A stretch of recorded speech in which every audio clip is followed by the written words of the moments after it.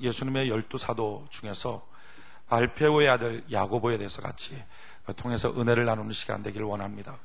오늘 알페오의 아들 야고보를 통해서 기도에 대한 은혜를 나누게 될 텐데 제 마음속에는 이런 기대가 있습니다. 하나님, 오늘 이 예배 가운데 우리 모두에게 간구하는 심령들을 부어주옵소서. 기도도 그냥 됩니까? 잘 안 되잖아요. 기도하고 싶은 마음, 또 기도하게 될 내용들을 하나님 오늘 이 시간 한없이 부어주시옵소서. 여러분, 기도보다 더 중요한 것은 없습니다. 하나님의 사람이 되고 싶습니까? 그다음 기도하십시오. 하나님이 아는 자가 되길 원합니까? 그다음 기도하십시오. 지금도 물론 그럴 수 있겠지만 예전에는 더 특별하게 나타났던 건데, 우리나라에 누가 실세냐 이런 말들이 많이 나왔어요. 누가 측근 실세냐. 근데 우리가 아는 것처럼 측근 실세가 이 직책으로 주어지는 게 아닌 것을 압니다. 우리나라에는 대통령 다음으로 제일 높은 게 국회의원인데, 국무총리인데, 지금까지 국무총리가 별로 그렇게 실세였던 사람이 없죠. 근데 이번에 이제 국무총리 하나가 실세 총리다 이런 말들을 하고 있는데, 직급으로 실세가 안 된다는 거예요. 도리어 경호실장이든지, 차지철이 있을 땐 경호실장이든지, 비서실장이든지, 중앙정보부장이든지, 이런 사람들, 어떤 때는 심지어 보안사 사령관, 이런 사람들이 실세다, 이런 말들을 듣습니다. 이 실세다라고 말할 때에 그 실세의 근거가 뭐냐면은, 무엇으로 실세라고 말하냐면은, 대통령과 누가 자주 독대하느냐. 요게 실세예요. 자주 독대하다 보면 대통령이 그 사람 말을 잘 듣게 될 거고, 그렇게 되면 그 사람의 의중이 국정에 반영되니까 그 사람이 실세가 된다 하는 거죠. 그러니까 잘 듣는, 독대하고 대통령이랑 자주 만나는 사람, 심지어는 대통령 차의 운전기사, 이런 사람들이 실세다, 이런 얘기들까지 나왔었어요. 하나님의 최측근 실세가 되길 원합니까? 그렇다면 하나님과 독대하는 시간을 많이 가지시기 바랍니다. 하나님을 움직이고 싶습니까? 하나님의 보좌를 움직이고 하나님의 손을 움직이길 원합니까? 그렇다면 하나님께 기도할 수 있는 은혜가 있기를 바랍니다. 오늘 특별히 예배를 통해서 우리에게 기도하고 싶은 마음, 간구하고 싶은 마음들을 하나님께서 주의 성령으로 말미암아 우리에게 부어주시는 은혜가 있기를 원합니다. 오늘 특별히 우리가 살필 사람은 알페오의 아들 야고보입니다. 성경에 야고보라고 하는 인물들 중에 유명한 사람이 3명 등장합니다. 처음에 세베대의 아들 야고보, 예수님의 제자죠. 이 야고보의 형제가 요한입니다. 이들은 예수님의 사촌 동생입니다. 예수님의 제자들 중에 베드로, 안드레, 야고보, 요한, 이런 야고보, 요한, 세베대의 아들들입니다. 두 번째 나오는 야고보라고 하는 유명한 인물은 예수님의 동생입니다. 동생. 성경에 보면 마태복음 13장 55절에 이는 그 목수의 아들이 아니냐, 그 모친은 마리아, 그 형제들은 야고보, 요셉, 시몬, 유다라 하지 않느냐. 그러니까 예수님 밑으로 동생이 4명 있었다는 거죠. 예수님은 5 형제의 사람이었어요. 그렇기 때문에 예수님까지가 동정녀 탄생이었고요, 성령으로 잉태되었고 처녀로 아이를 낳은 것이 예수님이고, 그리고 예수님 다음부터는 요셉과 마리아를 통해서 아들들을 낳습니다. 그래서 예수님의 동생이 5이 있어요. 이게 천주교에서 주장하는 마리아 동정녀설. 그러니까 천주교에서 주장하는 건 뭐죠? 끝까지 그는 동정녀였고, 그래서 개념적으로 봤을 때 하나님의 어머니, 여신처럼 따릅니다. 심지어는 우리의 중보자 되신 마리아요, 이런 식으로 기도해요. 이게 잘못되어 있는 거죠, 교리적으로. 왜냐하면 성경의 자체가 예수님이 태어나고 난 다음에는 요셉과 마리아를 통해서 동생들이 나왔어요. 그 첫 번째 동생이 야고보입니다. 야고보. 그래서 인간을 통해서 우리가 하나님께 가는 게 아니라 우리는 오직 예수 그리스도를 통해서 하나님께 나아가는 것입니다. 이 야고보라고 하는 인물은 어떤 인물이냐면은, 예수님이 살아계시는 동안에는 예수님을 안 믿었던 사람입니다. 자기 친동생이었지만. 요한복음 7장 1절로 5절에 이런 말씀이 있는데, 이후에 예수께서 갈릴리에서 다니시고 유대에서 다니려 아니하심은 유대인들이 죽이려 하심이라. 유대인의 명절인 초막절이 가까운지라 그 형제들이 예수께 이르되 당신의 행하는 일을 제자들도 보기에 여기를 떠나 유대로 가소서, 스스로 나타나기를 구하면서 묻혀서 일하는 사람이 없나니 이 일을 행하려 하거든 자신을 세상에 나타내소서 하니, 이는 그 형제들이라도 예수를 믿지 아니함이로다. 예수님 안 믿었다는 거죠. 이 야고보가, 이 형제들이 예수님을 안 믿었다는 거예요. 이 안 믿었던 이들이 예수님한테 지금 뭐라고 말합니까? 예수님께서 유대인들이 자기를 죽이려고 그럽니다. 그랬더니 집으로 잠깐 피신했어요. 집으로 피신하니까 그 동생들이 오는 거예요. 집 나가라고. 왜 들어왔냐고, 귀찮게. 나가서 다니라고. 당신 때문에 우리도 귀찮아진다고. 그러니까 예수님이 살아있을 동안에는 예수님의 친동생도 예수님을 안 믿었습니다. 예수님을 박대했어요. 근데 이들이 언제 예수를 믿었느냐? 예수님이 죽으시고 부활했을 때, 부활하신 예수님이 이 친동생 야고보를 만납니다.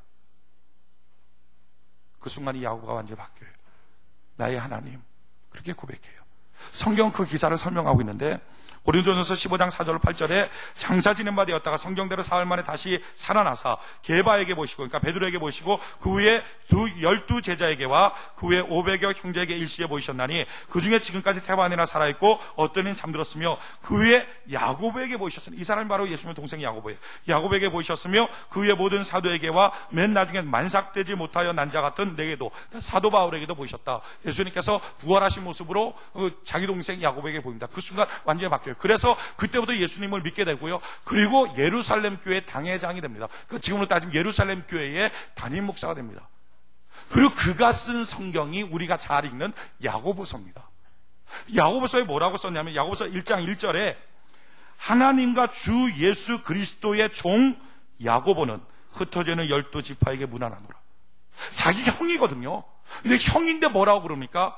주 예수 그리스도의 종 야고보는 자기를 종이라고 말합니다. 우리는 여기서 한 가지 분명한 사실을 깨닫게 됩니다. 이건 예수님의 신성, 예수님이 하나님이라는 사실이에요.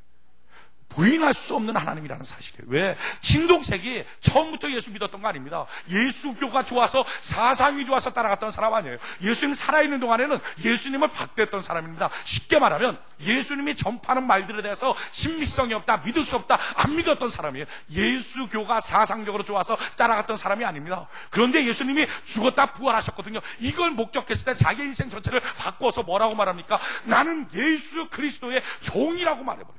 자기 형 앞에 자기를. 그리고 그 예수님은 자기의 주라고 말하고요. 그분이 자기의 하나님이라고 고백합니다. 이것처럼 예수님이 하나님이라고 하는 확실한 증거가 없어요. 70년대 전 세계를 풍미했던 대단한 신학자가 있습니다. 독일의 신학자인데 몰트만이라고 하는 사람입니다.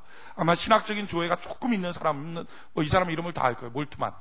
그 사람이 쓴 신학책 중에 가장 유명한 책이 희망의 신학 이라고 하는 책입니다. 또 뭐 십자가에 달리신 하나님, 이런 책들을 썼는데, 그 사람 원래 자유주의자입니다. 철저하게 독일에서 자유주의 신학을 공부합니다. 19세기의 전통들을 다 이어받았습니다. 근데 그 사람이 한순간에 그 복음주의자로 완전히 바뀌어버려요. 복음주의자로 한순간에 바뀌게 되면서 썼던 책이 희망의 신학인데, 왜 그렇게 바뀌어버리느냐? 야고보 때문입니다. 예수님의 동생 야고보를 봤을 때 예수님이 하나님이라는 사실을 부인할 수 없다는 거예요. 그래서 예수님의 부활을 확실하고 믿고, 그러고 난 다음에 그가 자기의 삶을, 자기의 신학적인 노선을 다 바꿔버립니다. 지금도 마찬가지. 지금도 모든 신학자들에게 넘을 수 없는, 그러니까 예수님의 신성과 예수님의 부활성을 고백할 수밖에 없는 가장 중요한 증거는 예수님의 동생인 야고보가 예수님의 부활을 목격했다는 거죠. 그리고 그 순간 그는 바뀌어버려요. 예수님을 믿는 최고의 인물이 됩니다. 예수님이 하나님인 이 사실만큼은 부인할 수 없습니다.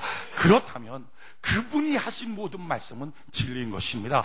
또한 그분이 하나님이라면 지금도 그분은 살아계신 것이요, 전능하신 것이요, 따라서 우리가 오늘 이 시간 성경 그대로 예수님을 믿고 있다는 사실은 확실한 사실인 것입니다. 지금 이 시간에 그 예수님, 살아계신 하나님은 이 시간 이 자리에 오셔서 동일한 신앙 고백을 하는 자들을 만나시고 찾아주시는 것입니다. 그러기에 우리의 신앙은요, 너무 확실한 거예요. 그러기에 우리가 성경대로 살아갑시다. 말씀대로 살아갑시다. 할렐루야. 왜 분명하니까, 확실하니까. 예수님이 길이요 진리요 생명이라고 말했던 것은 너무나 분명한 것입니다. 오늘도 주의 말씀 그대로 붙잡고 살아가는 은혜가 있기를 바랍니다. 그분이 하나님이라면 그분이 하신 말씀이 정말 우리가 살 길입니다. 다른 길은 살 길이 없어요. 오늘도 주의 말씀 그대로 듣고 따라가는 축복이 있기를 바랍니다. 그런데 오늘 다루려고 하는 인물은 바로 이 열정적으로 얘기했던 이 인물이 아니고, 세 번째 인물, 알페오의 아들 야고보입니다. 작은 야고보라고도 불렸던 야고보입니다. 이 알페오의 아들 야고보는요, 참 재미있는 가족사를 갖고 있어요. 그 형이 2주 전에 다루었던 마태입니다. 성경에 보면요, 마가복음 2장 14절에 또 지나가시다가 알페오의 아들 레위가 세간에 앉아 있는 것을 보시고 저에게 이르시되 나를 쫓으라 하시니 일어나 쫓으니라. 레위, 이름이 나중에 바뀌죠. 마태로. 그 사람 이름이 뭐라고? 누구의 아들이라고? 알페오. 알페오는 흔한 이름 아닙니다. 그러니까 다른 사람일 가능성이 거의 없어요. 같은 동네 사람이고요. 또 알페오라고 하는 한 아버지 밑에 형이 마태였고 그 동생이 야고보였습니다. 지금 이런 가족사를 갖고 있는 거예요. 참 재미있는 것은 예수님은 이렇게 여기서 한 명, 저기서 한 명 이런 식으로 사람을 안 뽑았다는 거예요. 모든 사람들은 상식적으로 어떻게 합니까? 우리나라에서도 정치하려고 그러면 전라도에서 한 명, 경상도에서 한 명, 충청도에서 한 명 이런 식으로 뽑아야 제대로 사람을 뽑았다라고 말합니다. 근데 예수님은 그런 식으로 뽑지 않아요. 또 예수님은 어떻게 뽑냐면 한 집안, 한 지역에서 다 뽑아버려요. 가버나움이라고 하는 한 도시에서 제자들 다 뽑았어요. 그 외에 제자는 가룟 유다 한 명입니다. 거기서 다 뽑아요. 예수님이 사람을 뽑는데 한 가정을 그냥 뽑아버려요. 예수님은요 형제들 잘 뽑았었습니다. 베드로 안드레 형제잖아요. 야고보 요한 형제죠. 또 여기 마태, 야고보 형제잖아요. 또 예수님 사랑했던 마르다, 마리아, 나사로 이거 다 형제자매예요. 한 가정. 또 브리스길라, 아굴라 이 부부. 그러니까 하나님께서 쓰시는 특징이 뭐냐? 이것은 여기저기 떨어져 있는 게 아니라 한 군데에서 그냥 한꺼번에 써버린다는 거예요. 그래서 필요한 게 뭡니까? 모이기에 힘쓰시길 바랍니다. 하나님 모일 때 오신다는 거예요. 모였을 때 그 모임이 하나님의 마음에 닿기만 하면 모임에 있는 사람 전체를 한꺼번에 써버리는 것입니다. 우리나라도 마찬가지. 우리나라 60년대에 기도동지회라고 하는 게 있었습니다. 그 기도동지에 신학생들, 목사님들, 또 전사님들 이런 분들이 모여서 기도했던 모임이에요. 근데 놀라운 것은요, 그 기도동지회 50년대 아마 시작했을 기도동지회인데 그 기도동지회의 멤버들이 지금 우리나라의 영적 구도를 다 바꾼 사람들입니다. 그 멤버들 조용기 목사님, 신영기 목사님, 또 저희 아버지, 기타 다른 목사님, 이호모 목사님, 이천성 목사님은 그때 목사님 아니었고 집사님이었는데 목사님들 모인다고 밖에서 구두 닦아줬던 분입니다. 그렇게 구두 닦아주다가 밖에서 성령 받아갖고 이천성 목사님이 한월상 기도원 해갖고 거기서 방언 엄청나게 방언의 역사 나라고 이랬던 분들이에요. 그러니까 지금 우리가 들었을 때 이만식 목사님도 마찬가지고, 그러니까 우리가 들었을 때 한국의 교계를 움직였다라고 하는 목사님들은 다른 데서 여기저기서 나온 게 아니라 기도동지회라고 하는데 한꺼번에 나온 거예요. 그들이 유명해져서 모인 게 아니라 아무것도 아닐 때 그냥 모인 겁니다. 기도하자고 그냥 산에 가서 우리 기도하자고. 그래서 기도하자고 모였다가 기도하는 그 몸을 한꺼번에 써버린 거예요. 여러분 홀리클럽 아시죠? 그게 뭡니까? 요한 웨슬레가 지었던 4명이에요. 4명. 4명이 모여서 홀리클럽 만들었는데 그 홀리클럽이 감리교회를 만들어버렸어요. 여러분 하나님이 쓰는 거죠. 마가의 달과 마찬가지 아닙니까? 여기서 기도하는 사람 저기서 이거 아니고 마가의 달에서 기도했던 120명 한꺼번에 성령 줘버리잖아요. 이게 하나님의 특징입니다. 저는 오늘 이 시간 우리 세중앙교회 하나님이 한꺼번에 써주시기 바랍니다. 할렐루야. 한꺼번에 좀 쓰기를 원해. 한꺼번에. 막 이런 사람 저런 사람 다 있잖아요. 신앙이 좋은 사람 나쁜 사람 있을 겁니다. 그러나 상관없어요. 모임만 잘 오면은 하나님은 역사하여 주시는 것입니다. 이게 예배의 능력이에요. 주여 오늘도 예배 가운데 나왔습니다. 이 예배 가운데 주의 피로 나를 씻어주시고 오늘 나를 택하여 주시옵소서. 할렐루야. 이게 모이기를 패하지 말고 점점 더 모이라는 거죠. 또한 모일 때 여러분 좋은 모임을 가십시오. 술 먹고 방탕하고 불신앙의 모임에 이르는 거, 불평하고 원망하는 모임 말고 기뻐하며 주님을 찬양하는 모임을 가기 시작할 때 하나님은 그 사람 전체를 사용하여 주시게 될 것입니다. 또 하나 소망은요, 저는 우리 교회는 가정들을 하나님 다 쓰시길 원해요. 가정대로 하나님 사용하여 주시옵소서. 남편과 아내는 브리스길라와 아굴라 같이 하나님 사용하여 주시옵소서. 자녀들은 베드로와 안드레처럼 하나님 사용하여 주시옵소서. 하나님이 다 붙잡고 통째로 썼으면 좋겠어요. 여러분 인생 최고의 축복이 뭡니까? 하나님이 쓰시는 것입니다. 주여 내가 하나님이 쓰는 하나님의 사람 되기를 원합니다. 주여 나를 도와주시옵소서. 오늘 이런 갈망함이 넘치길 바랍니다. 여러분 하나님은 가정 통째로 복을 주기를 원하시는 거예요. 성경 이와 같이 나옵니다. 창세기 1장 27절로 28절에 하나님이 자기 형상 곧 하나님의 형상대로 사람을 창조하시고 남자 여자를 창조하시고 그 다음에 중요해요.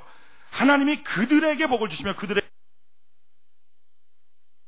땅을 정복하라. 바다의 고기와 공중의 새와 땅에 움직이는 모든 생물을 다스려 하시느라. 하나님 복을 주시다 어떻게 주십니까? 남자에게 복을 주시고 여자에게 복을 주시고 이렇게 하지 않고 그들에게 통째로.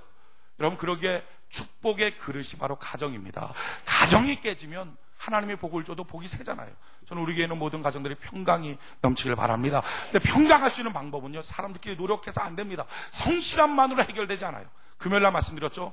마귀의 도전의 특징은 뭐라고요? 우리가 아무리 성실해도 안 되는 게 마귀의 도전의 특징이라고요. 아내가 성실해요. 남편도 성실해요. 그래서 우리 가정이 화목하기를 원해요. 그럼에도 불구하고 괜히 기분 나쁘고 괜히 싸우게 되고 아무것도 아닌 일이 막 빗대 올리게 돼요. 왜 그러죠? 그거 마귀 역사라고요. 따라서 사람들의 성실함만 갖고는 안 돼요. 하나님이 도와주셔야 돼요. 주여 우리 가정에 예수님이 중재자로 세워주시옵소서. 각 가정마다 주님이 주시는 평강이 넘치길 바랍니다. 어떻게 하면 평강이 있을까? 과연 어떻게 해야 될까? 우리 가족 구성원 전체가 다 잘해야 되죠. 그러나 성경을 보면 특별하게 그 사람만큼은 진짜 잘해야 될 사람이 있어요. 그게 뭐냐면 가정의 어머니예요. 가정의 여자. 그 가정의 어머니가, 아내가 누구냐에 따라서 그 가정의 영적인 지도가 바뀌어져요. 우리 여성들의 얼굴 표정은 무거워지기 시작하고 남성들의 얼굴 표정은 역시 그랬구나, 이런 얼굴 표정, 역시 안 된 게 거기였어, 뭐 이런 얼굴 표정들인데, 실제로 성경에 그 증거가 있어요. 증거가 같이 한번 찾아볼까요? 창세기 3장 같이 한번 찾아봅시다. 창세기 3장 15절.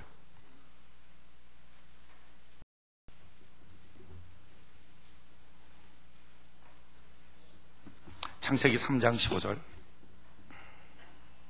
창세기 3장 15절.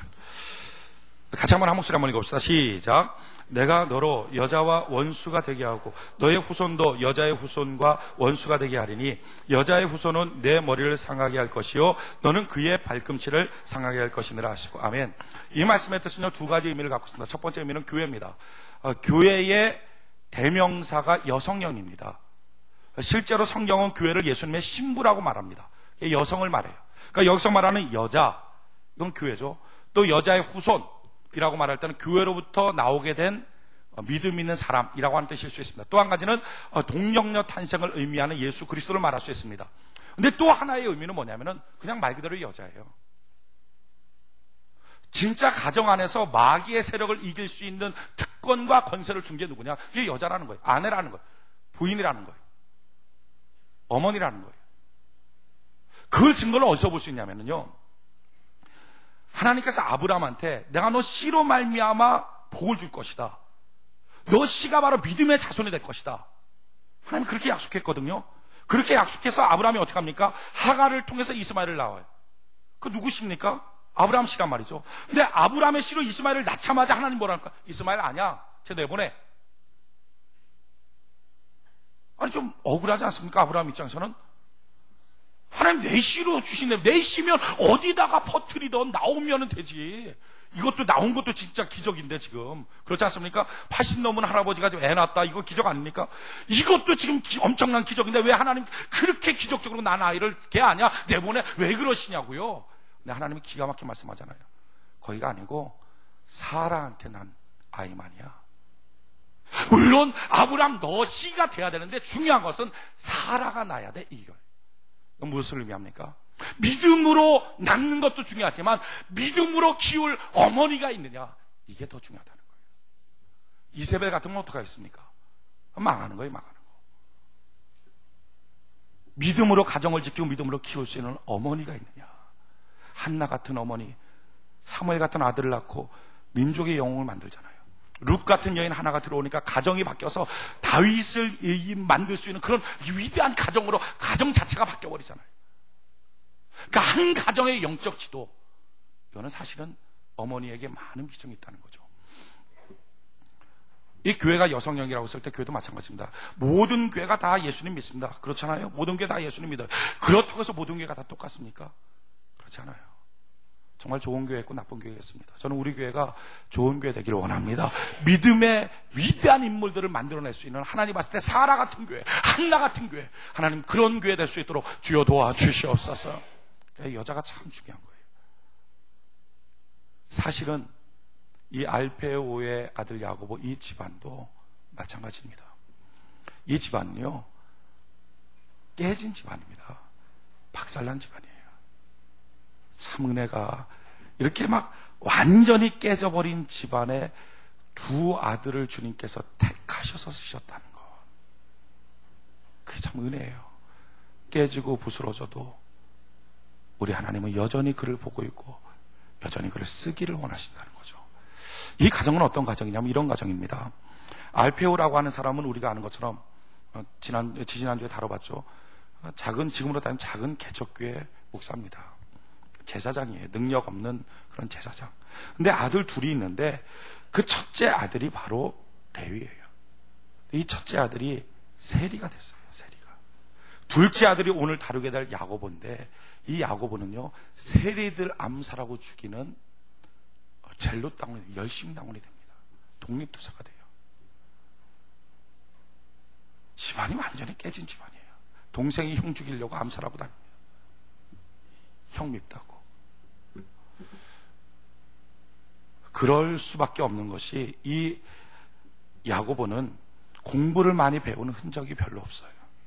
아마도 이랬던 것 같아요. 이 집안이 어려우니까 부모님들이 그래 형 이 장남 너가 우리 집 기둥이야.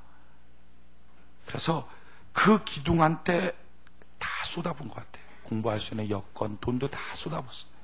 그래서 어떡하든지 공부를 시킨 거예요. 근데 그렇게 해서 공부시키면서 동생들은 다 지금 막 피해보고 형 하나 때문에 막 뛰어다니면서 일하고 어렸을 때서부터 그렇게 해서 형을 키웠는데 형이 중간에 세리가 돼버린 거예요. 자기 혼자 잘 먹고 잘 살겠다고. 그리고 가족과 인연을 끊어요. 동생의 입장에서는 죽이고 싶은 거죠. 형 때문에 자기 다 손해봤다는 거죠. 그래서 형이 세리가 되니까 형부터 죽이고 싶어서 어쩌면 그는 암살단에 들어갔는지 몰라요. 열심당원 독립투사가 됐는지 몰라요. 가정 전체가 진짜 완전히 깨진 가정이에요. 이 가정이 얼마나 깨졌는지를 성경이 우리에게 보여주고 있어요. 누가복음 6장 같이 한번 찾아봅시다. 누가복음 6장. 누가복음 6장 12절 13절.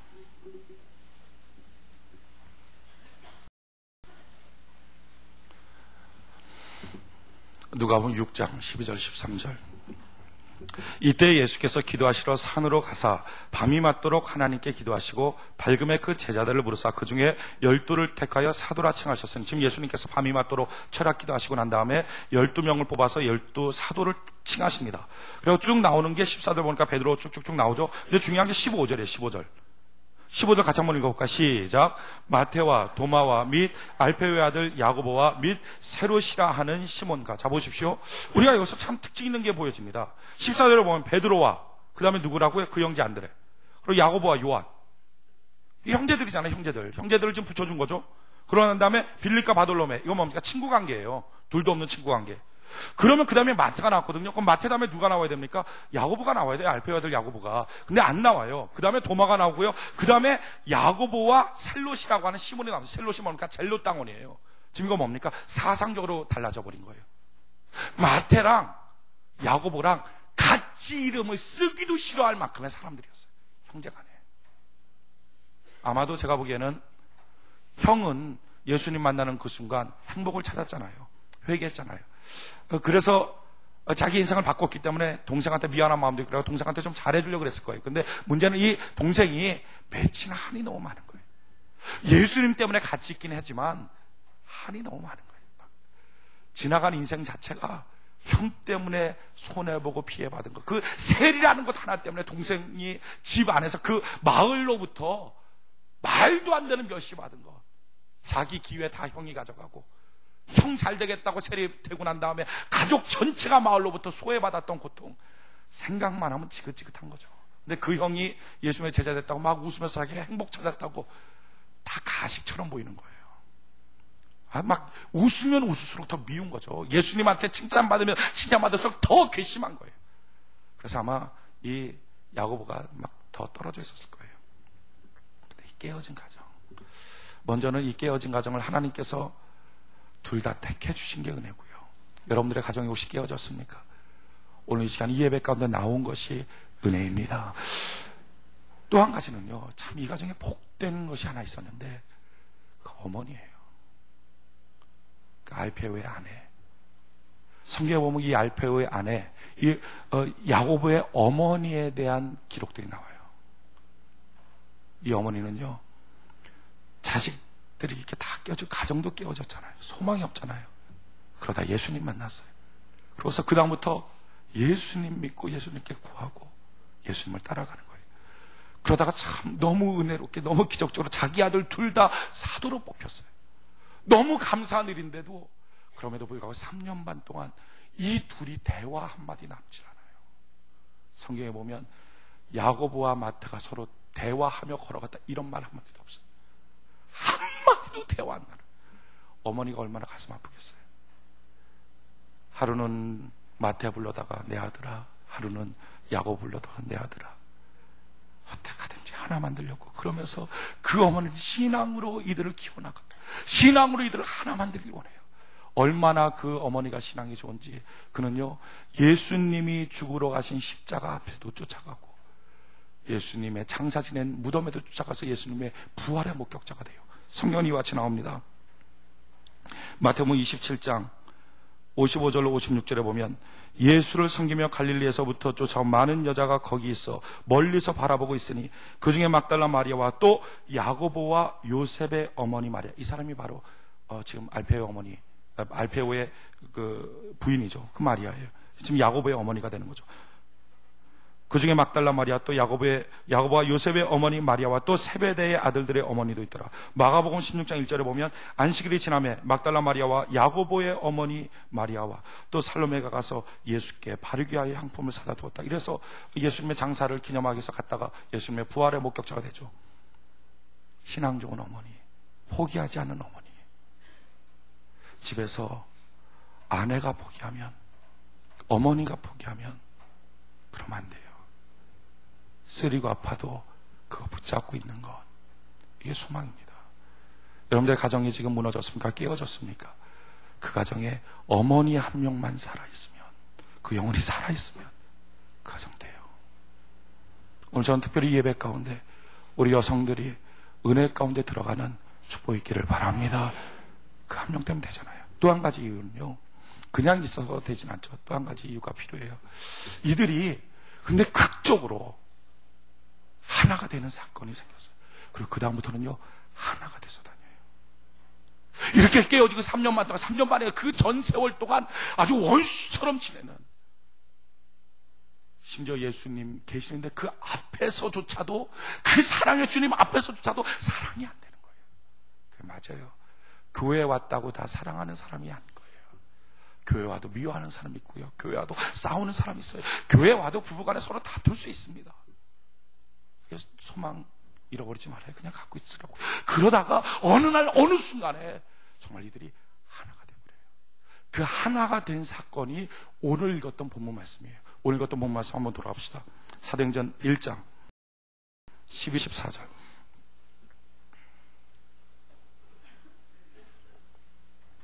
사도행전 1장 12절로 14절 같이 한번 읽어볼까요? 12절부터 14절까지 같이 한 목소리 시작. 제자들이 감람원이라 하는 산으로부터 예루살렘에 돌아오니 이 산은 예루살렘에서 가까워 안식일에 가기 알맞은 길이라. 들어가 저희 요한은 타락에 올라가니 베드로, 요한, 야고보, 안드레와 빌립, 도마와 바돌로메, 마테와 및 알페오의 아들 야고보, 셀로신 시몬, 야고보의 아들 유다가 다 거기 있어 여자들과 예수의 모친 마리아와 예수의 아우들로 더불어 마음을 같이하여 전혀 기도에 힘쓰니라. 아멘. 지금 이들이 기도하는 거예요. 근데 기도하는데 어떤 역사가 나타납니까?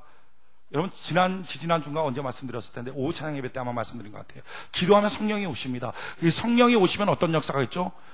예루살렘으로 권능을 받고 예루살렘으로 유다로 사마리아 땅끝까지 다 증거하러 갑니다. 이것은 그냥 점점점 확장해서 세계 전도해라, 물론 이런 의미도 있지만 사실 더 중요한 의미는 뭐냐면은 기도하여 성령 충만 받으면 각각의 위치로 간다는 거예요. 예루살렘에 있어야 될 사람은 예루살렘에 있고, 유다에 있어야 될 사람은 유다에 있고, 사마리아에 있어야 될 사람은 사마리아에 있고, 땅끝에 있어야 될 사람은 땅끝에 있고. 문제는 이 시대가 왜 이렇게 고통받고 괴롭습니까? 자기 위치에 안 가 있는 거예요. 자기가 서야 될 자리에 안 가 있는 거예요. 그러니까 다 자기 마음대로 가버리니까 욕심대로 가버린 거예요. 그러니까 힘든 거예요. 근데 성령이 오시면, 기도하면 내 욕심대로 가는 게 아니라 하나님이 내 손을 붙잡고 이끌어 가시는 거예요. 이끌어 가시는 거예요. 지금 이들이 그전에는요, 지 멋대로 다녔던 제자들입니다. 그런데 예수님 부활하고 승천하셨어요. 이제 기도하기 시작합니다. 기도했더니 어떤 역사가 있죠? 각각의 자리로 그들이 가요. 14절 한번 볼까요? 12절, 13절. 이들이 얼마나 기가 막히게 가까이 자리로 가는지. 들어가 저희 요한은 다락에 올라가니 베드로, 요한, 야고보 형제끼리 갈라졌죠. 왜 갈라졌습니까? 베드로, 요한, 야고보 세 명은 뭡니까? 주님께서 특별한 임무를 맡긴 사람들이에요. 그러니까 주님의 사명대로의 자리로 가 있어요. 그 다음에 안드레 마찬가지죠. 빌립, 도마, 바돌로메. 그 다음에 오늘 성경을 보게 되는 이 초점인데 마테와 및 알페오의 아들 야고보. 그토록 싫었던 그 사람들이 이제는 같이 있는 사람이 돼요. 어디서? 기도하는 자리에서. 기도만이 사람의 마음을 녹일 수가 있습니다. 기도만이 제대로 된 자리로 갈 수 있어요. 형제들이 갈라져 있는 거 하나님의 뜻이 아니잖아요. 이걸 합칠 수 있는 게 뭐라고요? 사람의 노력이 아니었단 말이에요. 그들이 어떤 선행이 아니었단 말이에요. 이들을 합칠 수 있는 것이 유일한 것이 뭐냐? 기도했더니 하나님이 양쪽에 손을 붙잡고 이끌어서 한 마음을 만들어 주시더라 하는 거예요. 가정 안에 필요한 게 그래서 뭡니까? 기도예요. 부부간에 싸웁니까? 누가 옳은지 시시비비 가리지 말고요. 기도하시기 바랍니다. 교회 안에서도 기도가 넘쳐야 됩니다. 기도할 때 각각의 자리로 가잖아요. 기도할 때 하나가 되고 기도할 때 화합이 이루어지잖아요. 하나님 오늘 우리에게 간구하는 심령을 부어 주시옵소서. 여러분, 기도보다 더 능력 있는 건 없어요. 그토록 마음속에 한이 맺혔던 이 알페오의 아들 야고보. 근데 놀라운 것은요, 기도하러 그 자리에 앉고 기도하기 시작할 때, 자기의 분량을 뛰어넘는 기도하기 시작할 때 참 놀라운 기적을 그런 봐요. 성령이 오시기 전에 그 기적을 봐요. 마음이 녹아지는 거예요. 그토록 한이 맺혔던 자기 형에 대한 마음이 녹아져요. 그리고 그토록 미련해 보였던 자기 어머니가 불쌍해 보이는 거예요. 아, 엄마가 왜 저렇게 살아? 이렇게 생각했는데 엄마가 불쌍해 보이고요. 엄마의 기도하는 그 모습이 은혜롭게 보이기 시작하는 거예요. 기도했더니 마음이 녹았어요. 기도했더니 자기가 바뀌어졌어요. 그 충격이 얼마나 큰지요. 이 알페오가 그 다음부터는 기도하는 사람이 돼요. 유세비우스의 기록을 보면, 2세기에 나왔던 유세비우스의 기록을 보면 이 알페오들 야고보는요, 예수님의 제자 중에서 제일 잘생겼던 사람이라고 그럽니다. 똑똑하고 키 크고 말 잘하고 운동권, 아주 논리력 있고 자기 주장 분명히 말하고 이런 사람이었다. 그래갖고 막 떠들고 쾌활하고 말 잘하고 리더십 있고 이런 사람이었는데, 이 사건 이후로 그가 말을 안 했다 그래요. 말을 안 하고 그에게 붙여진 별명이 낙타무릎입니다. 여러분, 낙타무릎이 뭔지 아시죠? 보셨나요? 낙타무릎은요, 이만큼 굳은 살이 배겨 있어요. 낙타는요, 서 있는 적이 별로 없어요. 다 무릎 꿇고 있습니다. 예수님의 제자들이 그를 봤을 때 그의 무릎이 낙타무릎 같은, 항상 무릎 꿇고 하나님께 기도했던 사람. 그는 알았어요. 자기가 그토록 주장하고 그토록 논리를 있게 말하고 내가 저기 왜 이러냐고, 형이 못됐다고 아무리 말해도 바뀌어지지 않는 가정이었는데, 바뀌어지지 않는 자기 마음이었는데, 하나님께 기도했더니 가정이 하나 되는 거예요. 바뀌어지는 거예요. 그런 기도에 큰 능력을 얻어요. 그 다음에 그가 시리아로 전도갑니다. 그러다 시리아에서 잡혀와요. 잡혀오니까 유대인들이 그를 묶어서요, 성전 꼭대기에서 그를 밀쳐서 아래로 떨어뜨려버려요. 근데 안 죽어요. 거기서 안 죽으니까 돌을 던집니다. 근데 돌 맞고도 안 죽는 거예요. 그러니까 몽둥이로 때려요. 몽둥이로 맞아도 안 죽었어요. 그래서 마침내 붙잡아 올려갖고 가랭이 사이로 톱을 넣어서 톱으로 베어서 바늘 쪼개서 죽였어요. 예수님의 제자 중에 가장 잔인하게 죽음을 당한 사람. 근데 그의 전승을 보면요, 그 모든 과정 속에서 그는 말하지 않았다는 거예요. 기도했대요. 저는 오늘 이 시간 이 예배를 통해서 우리가 기도에 충격을 받기를 바랍니다. 사람 마음 녹이는 거 기도밖에 없어요. 오늘 여러분 누군가의 마음을 녹이길 원합니까? 누군가의 마음을 좀 바꾸길 원합니까? 암만 말해도 안 돼요. 기도하는 거예요. 성경은 이와 같이 말합니다. 잠언 21장 1절에 왕의 마음이 여호와의 손안에 있음이 마치 보에 물이 있어서 그가 임의로 인도하심 같도다. 우리 하나님께 기도할 때 하나님 그의 마음을 바꿔주시는 것입니다. 가장 중요한 것은 기도하면 내 마음이 바뀌어요. 어느 사람들이 기도할 때 다 기도하고 싶어서 막 그냥 기도에 불을 받아서 이렇게 기도합니까? 막 믿음 생겨서 기도합니까? 그렇지 않아요. 어떤 데 기도할 때는 믿음도 없이, 불도 없이, 기도할 열정도 없이 그냥 기도할 때 있어요. 그런데 놀라운 것은 기도하란 말이죠. 그냥 기도하기 시작하다 보면, 기도하다 보면 마음이 바뀌고, 기도하다 보면 믿음이 생기더라는 거예요. 그게 다윗의 고백이에요. 다윗이 어떻게 하는지 아십니까? 시편 57편에 보면 그가 너무 공공한 속에 빠져 있어요. 아둘람굴에 그는 숨어 있어요. 그 아둘람굴에 숨어 있을 때 그 처지가 어떤 처지냐면은, 사울왕 때문에 도망가다가 자기 가족들을 사울왕이 죽이려고 하니까 암몬 모압 왕에게 자기 가족을 맡겨요. 생면부지의 사람, 모르는 이민족한테 자기 가족 맡겨요. 말이 맡긴 거지 노예입니다. 노예로 판 것 같은 겁니다. 그래서 다시 왕이 되자마자 그 다음에 쳐버린 게 암몬이에요. 얼마나 가슴 찢어지겠어요. 차라리 사울왕에 잡혀서 죽는 것보다는 그래도 거기가 더 낫지 하고 맡겨놓고 온 거예요. 굴 속에 혼자 숨어 있어요. 사람들이 자기에게 모여왔는데 다 빚진 자, 가난한 자, 뭐 병든 자, 이런 사람들만 모여와요. 그들 책임져야 되는 자기 자신이 더 괴롭고 힘들어요. 너무 괴로워서 하나님께 기도했어요. 근데 기도했을 때 처음 그의 기도는 기도하고 싶었겠습니까? 별로 기도할 마음도 없었을까요? 막 왜 이렇게 내 신사가 내가 하나님 앞에 뭘 잘못했냐고. 나 그냥 목동으로 있을 때 그냥 내버려 두지 왜 하나님 와서 괜히 기름 붓고 내 인생을 이렇게 꼬아지게 만들었냐고. 내가 하나님 앞에 충성한 것밖에 더 있냐고. 나 골리앗 친 것밖에 더 있냐고. 아마 이랬을 거예요. 그가 이렇게 기도해요. 시편 57편 1절에 하나님이여 나를 궁휼히 여기시고 나를 좀 불쌍히 여겨주세요. 나를 궁휼히 여기소서. 2번씩이나 반복합니다. 내 영혼이 주께로 피하되 주의 날개 그늘 아래서 이 재앙이 지나가기까지 피하리이다. 지금 나 피할 곳이 없어요. 내가 주께로 갑니다. 지금 날 도와주세요. 기도할 마음도 없고 기도할 힘도 없고 믿음도 없었어요. 그런데 계속 기도하기 시작했어요. 계속 기도했더니 어떤 역사가 있습니까? 그럼 7절에 이렇게 말해요. 하나님이여 내 마음이 확정되었고 내 마음이 확정되었사오니 내가 노래하고 내가 찬송하리이다. 내 영광아 깰지어다. 비파야 수마 깰지어다. 내가 새벽을 깨우리로다. 마음이 확정돼 버리는 거예요. 여러분 기도하면 하나님이 그 마음에 믿음을 부어주시는 것입니다. 확정시켜 주시는 것입니다. 하나님의 능력과 은혜를 그 마음속에 열정을 부어주시게 되는 것입니다. 많은 사람들이 난 믿음 없어서 기도 못한다고, 열정 없어서 기도 못한다고, 기도의 제목이 없어서. 아니요, 그냥 기도하십시오. 기도하다 보면 하나님은 그와 같은 마음들을 허락하여 주시는 것입니다. 기도하면 환경이 바뀌잖아요. 옥에서 기도했더니 바울과 실라가 옥이 교회가 되잖아요. 이스라엘 백성들이 아말렉을 만나서 전쟁할 때 뭘로 이겼습니까? 여호수아 칼날입니까? 아니고 모세가 뒤에서 기도했어요. 이긴 거예요. 실력으로 이 땅을 사는 게 아니라 기도로 이 땅을 살아가는 것입니다. 3년 반 동안 비 내리지 않았던 땅, 다시 축복이 임하게 됐던 이유가 뭡니까? 엘리야의 7번 통곡하는 기도 아닙니까? 여러분들의 삶 속에 다시 한번 복이 임하기를 원합니까? 엘리야처럼 7번이라도 하나님께 기대를 갖고 통곡하며 기도하는 은혜가 있기를 바랍니다. 몸이 병들었습니까? 기도하십시오. 성경은 이와 같이 말합니다. 야고보서 5장 13절로 16절에 너희 중에 고난당하는 자가 있느냐? 저는 기도할 것이요. 고난 속에 있습니까? 기도하십시오. 즐거워하는 자가 있느냐? 저는 찬송할지니라. 너희 중에 병든 자가 있느냐? 저는 교회 장로들을 청할 것이요. 그들은 주의 이름으로 기름을 바르며 위하여 기도할지니라. 믿음의 기도는 병든 자를 구원하리니 주께서 저를 일으키시리라. 믿습니까? 병든 자를 위하여 기도할 수 있는 은혜가 있기를 바랍니다. 우리의 삶에 그 어떤 거든지 기도하는 거예요. 성경이 이와 같이 말합니다. 참 멋진 말이에요. 예수님이 주신 말씀이에요. 친히 하나님께서 주신 말씀.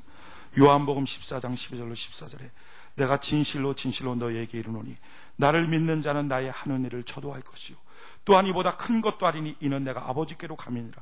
내가 내 이름으로 무엇을 구하든지 내가 시행하리니 이는 아버지로 하여금 아들을 위하여 영광을 얻으시게 하려 함이라. 내 이름으로 무엇이든지 내게 구하라. 내가 시행하리라.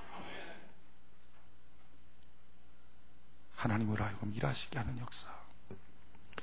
여러분, 소돔성이 언제 망했는지 아십니까? 소돔성이 망한 시점이 언제인지 아십니까? 아브라함의 중보기도가 끝나는 시간에 소돔성에 불우박이 떨어졌습니다.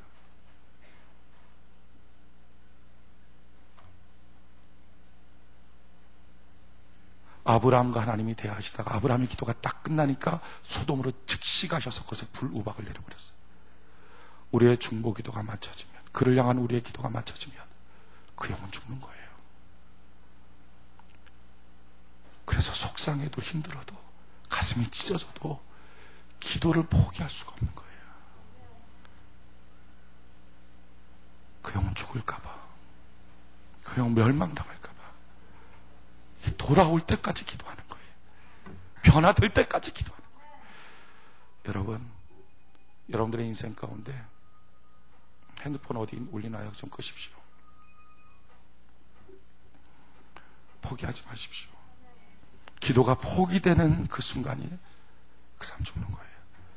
많은 사람들이 소망을 잃어버립니다. 자기 가정을 향한 기도를 중단해버려요. 자기의 비전을 향한 기도를 중단해버려요. 자기 육체와 자기 신앙을 향한 기도를 중단해버려요. 또한 이웃들을 향한 기도를 중단해버려요. 이제 지쳤다는 거예요. 이제 더 이상 못하겠다는 거예요. 중보기도가 끝나면 그 시간이 멸망시간이에요. 좀 끝까지 기도합시다. 여러분, 아브라함이 하나님께 기도할 때가 뭡니까? 50명서부터 시작해서 10명 의인이 있으면 안 치겠습니까? 안 친다. 근데 놀라운 것은요, 아브라함이 거기서 그냥 기도를 끝내버려요. 왜 5명이면 안 됩니까? 왜 1명이나 안 됩니까? 왜 그렇게 안 물어봤냐는 거죠. 여러분, 하나님 1명이라고 물어보면 뭐 그 1명 갖고는 안 돼, 그 성 죽여야 돼, 이럴 것 같습니까? 아니에요. 에스겔서에 그 하나님의 심정과 답이 나와 있어요. 야, 내가 성을 멸망시키고자 할 때 1명 없어서 내가 죽였다는 거. 1명 없어서. 아브라함이 만약에 1명까지 기도를 끌고 갔다면 안 멸망했을 성. 많은 사람들이 이럽니다. 아이, 그 정도 됐으면 이제 됐어. 이제 더 이상 아니야. 아유, 신경 쓰기도 싫고, 아유, 귀찮고, 이제 됐어. 이제 좀 끝내고 싶어. 아니요. 하나님 그런 사람 안 써요. 그냥 좀 연약해도, 좀 지저분해도, 좀 더러워도 하나님 앞에 하나님 한 번만 더, 하나님 이번 한 번만 더, 내가 잘못했어. 그런데 하나님 이번 한 번만 더, 이럴 수 있는 사람, 하나님은 그 사람 쓰시고 그 사람에게 일하여 주시는 것입니다. 너가 내게 무엇이든지 구하라. 내가 너희에게 시행하여 주겠다. 오늘 우리가 기도하는 제목들을 다시 붙잡고 하나님께 기도할 수 있는 은혜가 있기를 바랍니다. 이 땅에 무너진 타선들 놓고 기도합시다. 기도하는 만큼의 능력이지 않겠어요? 내가 무엇을 구하고 있느냐, 내가 얼마큼의 지경을 놓고 구하고 있느냐, 하나님 그걸 도와달라고 구할 때 하나님 나한테 은혜와 능력 주시지 않겠어요? 그것만큼을 주시지 않겠냐는 거예요. 오늘 주여, 내가 기도의 지경을 넓히고 끈질기게 기도할 수 있도록 하나님 도와주시옵소서.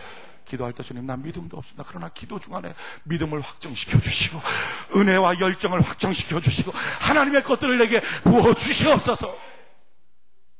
참 놀라운 일들을 하나님 우리의 심령 가운데 허락하여 주시게 될 것입니다. 우리 주께 두 손 높이 들고 우리의 낯빛을 주를 향하여 들고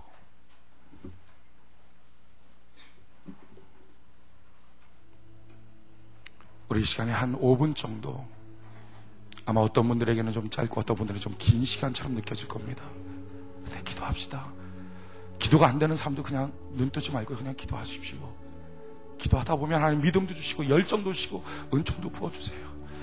기도할 마음이 있든지 없든지 상관없어요. 기도하는 자, 여러분 하나님의 최측근 실세가 되길 원합니까? 하나님의 보좌를 흔드는 사람 되기를 원합니까? 한번 기도합시다. 여러분들의 인생에 어려운 문제가 있습니까? 가정이 깨어졌습니까? 수많은 문제가 있습니까? 사람의 마음을 바꾸길 원합니까? 승리를 원합니까? 기도 말고는 답이 없습니다. 하나님, 내가 다시 주님 앞에 나왔습니다. 한 번만 더, 한 번만 더 내 가정 돌아봐 주세요. 한 번만 더 내 사업장을 돌아봐 주세요. 하나님, 내가 죄진 거 압니다. 내가 잘못한 거 압니다. 내가 잘못 산 것 압니다. 나의 죄의 결과인 것 압니다. 당연히 받아야 될 죄의 몫인 거 압니다. 그러나 하나님, 한 번만 더 영혼들을 놓고 우리 중보하며 기도합시다. 우리의 기도가 맞춰지는 순간 멸망 아닙니까? 사람 놓고 기도하는 것이 쉽지 않아요. 얼마나 속상하고 힘든지 몰라요. 그러나 포기할 수 없는 것은 포기하는 그날이 멸망이잖아요. 돌아올 때까지, 구원받을 때까지 하나님 한 번만 더 오늘 이 시간 은혜를 부어 주시옵소서. 간구하는 심령을 내게 부어 주시옵소서. 우리 간절하게 주여 삼창하고 주께 나갑시다. 주여, 주여, 주여, 살아계신 하나님, 오늘 우리에게 간구하는 심령을 부어 주옵소서. 아버지 한 번만 더 돌아봐 주옵소서. 아버지 종과 주의 백성들 주 앞에 간감하게 나옵니다. 아버지여 넣으시옵소서.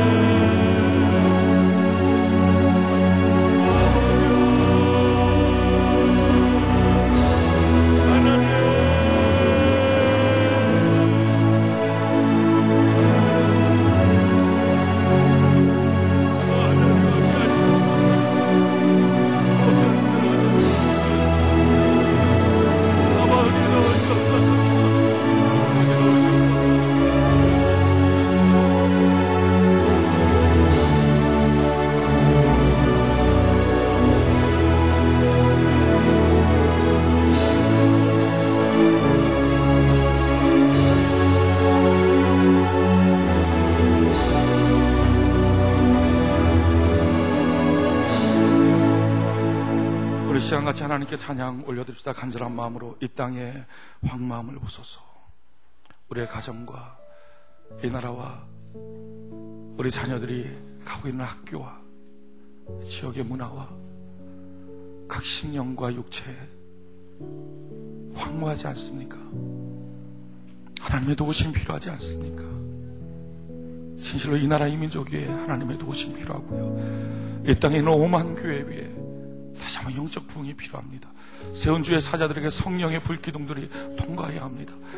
우리 자녀들을 보내고 있는 이 학교들 하나님 지켜달라고 도와달라고, 믿음의 대역전이 나타나도록 하나님 도와달라고. 각 가정들마다 사업터전마다 황무하지 않습니까?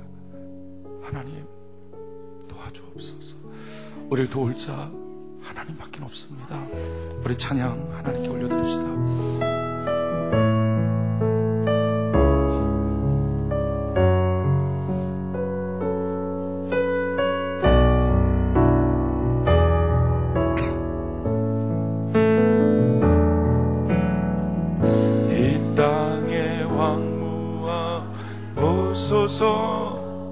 하늘의 하나님 긍휼을 베푸신 주여, 우리의 죄 용서하소서. 이 땅 고쳐 주소서. 이제 우리 모두 하나 되어 이 땅에 무너진 기초를 다시 쌓을 때 우리의 우상들을 태우신 성령의 불을 부흥의 불길 타오르게 하소서. 진리의 말씀 이 땅 새롭게 하소서. 은혜의 강물 흐르게 하소서. 성령의 바람 이제 불어와. 주의 영광 가득한 새날 주소서.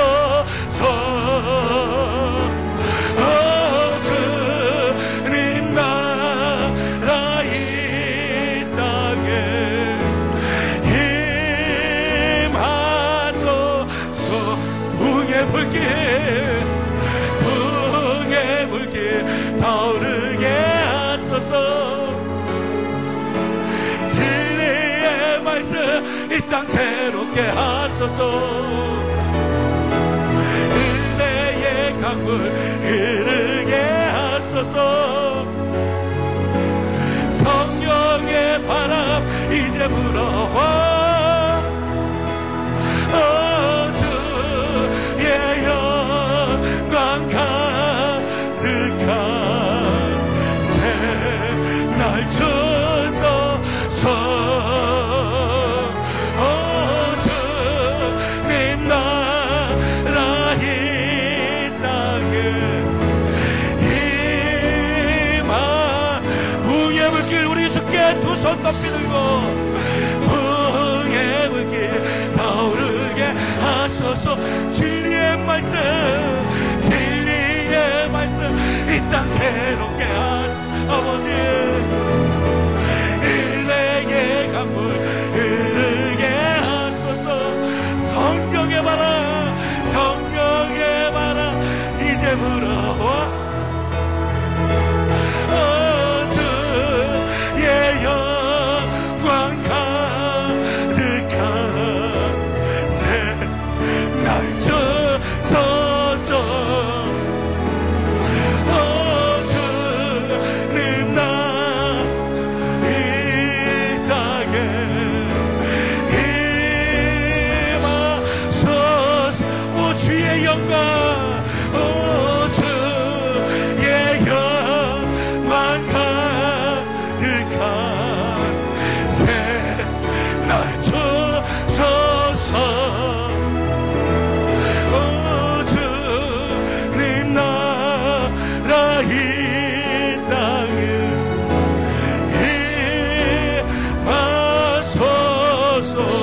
우리 주께 두 손 높이 들고 다시 한 번 더 하나님께 간절히 기도할 때 하나님 내 심령에 성령의 바람이 불게 하여 주시옵소서. 은혜의 강물이 흐르게 하여 주시옵소서. 주여 내게 새날을 주시옵소서. 영도 혼도 육도 가정도 환경도 나라와 민족 위에도 주의 나라 임하는 새날 허락하여 주시옵소서. 내게 오늘 간구하는 심령을 허락하여 주옵소서. 우리 간절하게 주여 삼창없게 나갑시다. 주여 주여 주여 사랑의 신 하나님, 우리에게 새날 허락하여 주옵소서.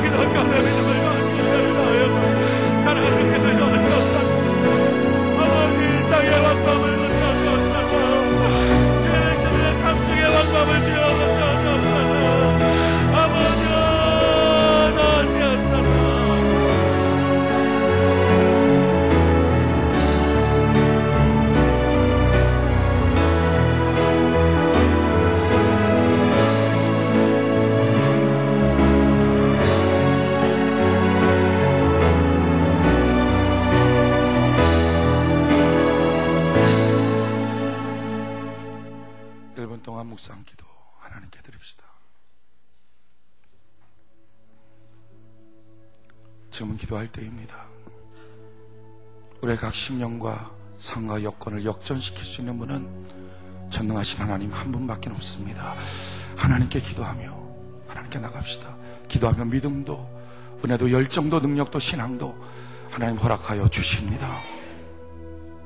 간절하게 기도하는 주의 백성, 자기의 작은 입으로 말하는 것보다 하나님의 큰 입으로 말하는 것을 배울 수 있는 은혜가 있기를 바랍니다. 오늘 교회 처음 나오신 분 계십니까? 믿다 오랫동안 쉬고 있던 분, 먼 데서 이사 오신 분, 어떤 이유든지 이 교회 등록하셔서 이 교회 성도 되기를 원하시는 분, 오른손을 들어서 표해 주시기 바랍니다.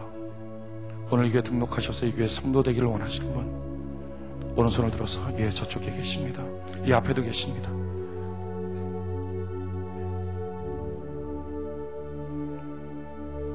또 다른 분 계십니까?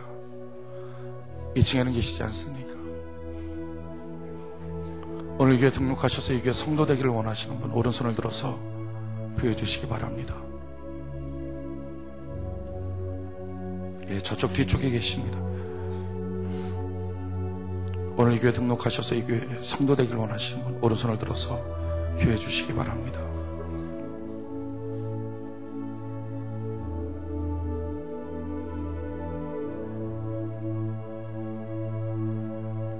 감사합니다.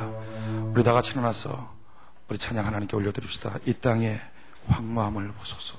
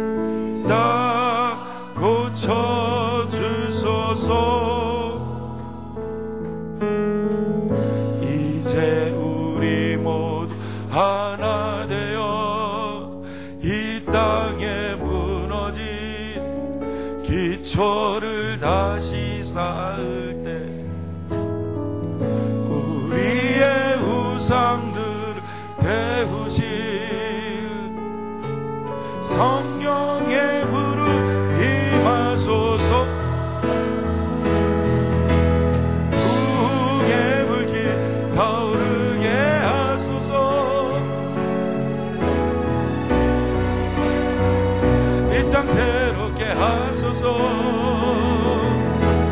은혜의 강물 흐르게 하소서.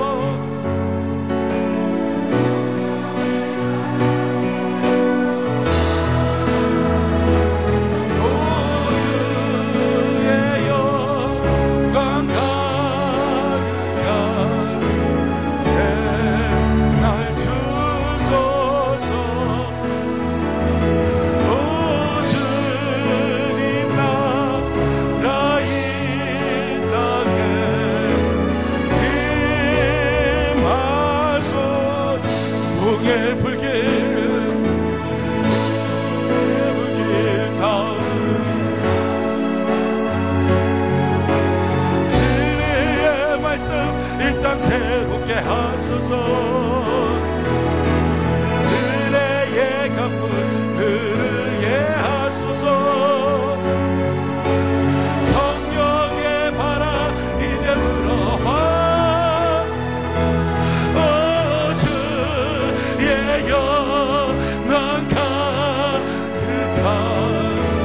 새날 주소서.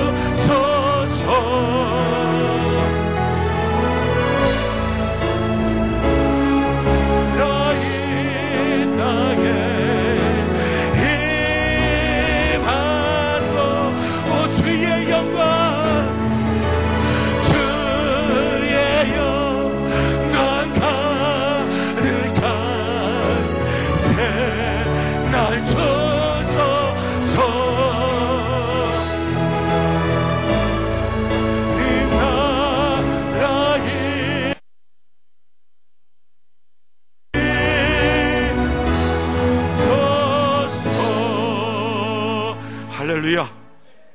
오늘 새롭게 등록하신 분 환영해드리겠습니다. 이지영 성도님 인도하신 이준희 성도님, 손혜임 목사님 인도하신 구자희 성도님, 노현진 형제 인도한 한필이 성도님, 박규순 지사님 인도하신 박아연 성도님, 김복은 전사님, 김수영 간사님 인도하신 전윤미 성도님, 김복음 전사님, 김수영 간사님 인도하신 이나리 성도님, 우리 박수로 환영해드립시다.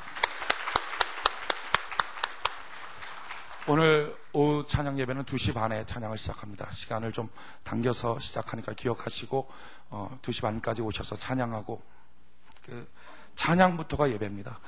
찬양 시간은 그냥 부르나 보다 이렇게 생각하면 안 되고 찬양부터가 예배예요. 그 시간부터 하나님께 예배로 나가는 은혜가 있기를 바랍니다. 기도합시다. 지금은 우리 주 예수 그리스도의 그 크신 은혜와 하나님 아버지의 그 크신 사랑과 성령님의 역사하심이 기도하며 하나님께 나가는 주의 모든 백성들 위해 간구하는 신령과 확정된 믿음과 비전과 축복과 능력의 문을 열어주시기를 예수님의 이름으로 간절히 축원하옵나이다. 아멘.